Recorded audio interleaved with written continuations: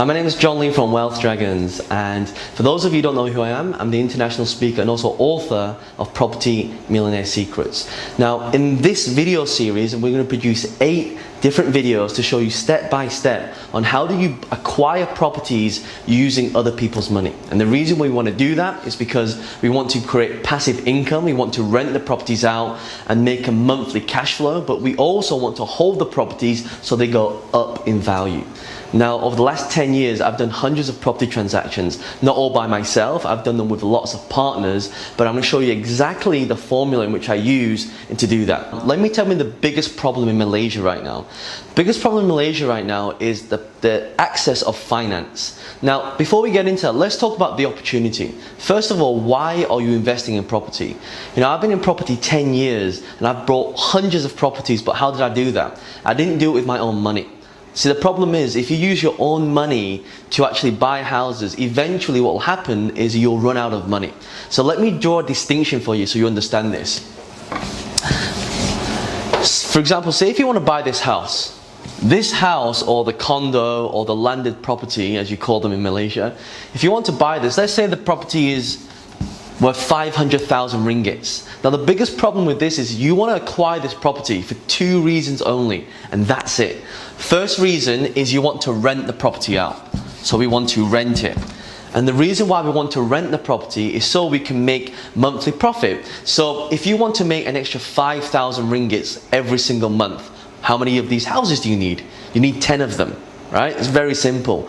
But the second reason why we hold property is because we want to do what we call capital appreciation. Now, you know, over the last 4 years in Malaysia, the property market has gone, it's gone really high. You know, the market's kind of done this. Some properties have even doubled or even tripled in value. So what do we need to do? We need to acquire these properties, hold the properties, so as we're renting them out and making money, we want to also have the appreciation go up at the same time. But here lies the problem. The problem is if you want to buy this house or this condo or this landed property, you have to put down a 10% deposit. Okay, so in fact you can only get 2 90% mortgages. So that means if you want to buy this, you need to put down 50,000 and then you'd borrow 450,000 from your bank, right? It's very simple. And that's assuming you have 50,000. So if you want to buy another one, what do?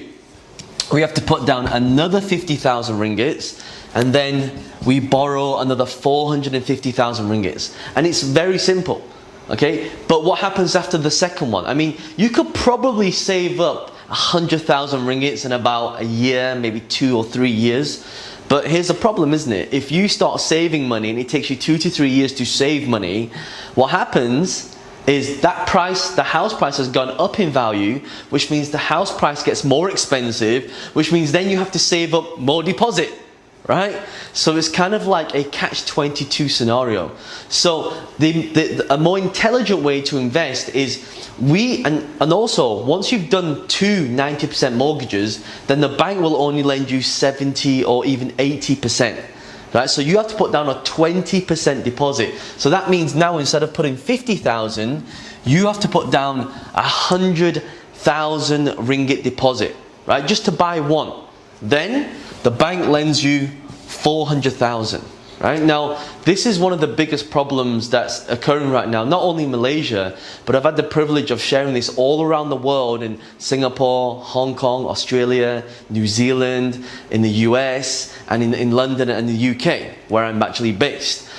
And one of the things I've got to tell you is that from everything I've learned, in fact, a couple of years ago, I actually shared the stage with people like Richard Branson, Tony Robbins, Harv Eker, Blair Singer,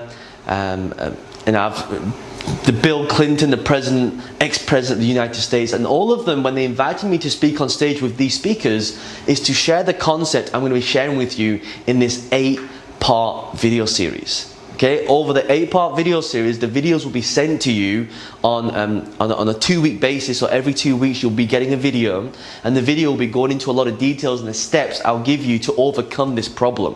Because here's the thing, when you acquire this property, you want to make this rental cash flow.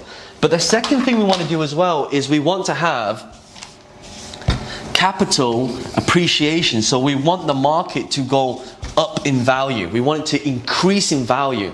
Now, if you have bought property in Malaysia over the last 3 years, you'll have found that the property would probably be worth more than what you paid for it. That means if you pay 500,000 for this property 3 years ago, now this property would be worth even more, assuming the market is going up in value.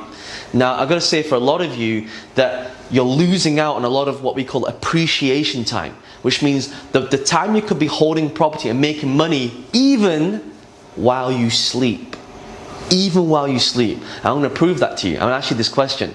You know, the property that you currently have bought right now, if you've bought a property, is it worth more than what you paid for it?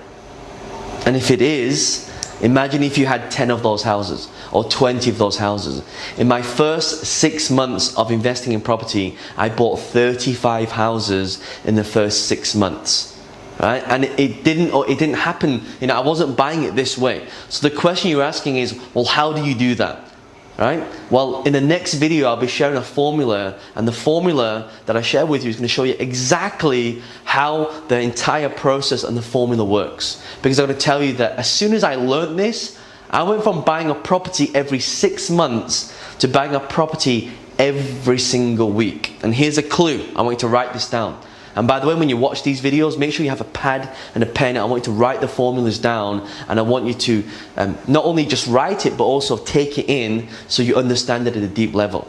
Okay? Now, when you actually go and apply this formula to your currently property business, maybe you're new to property, maybe you're already an experienced property investor, maybe you already have more than 2 or 3 or 4 or 5 or 10 houses.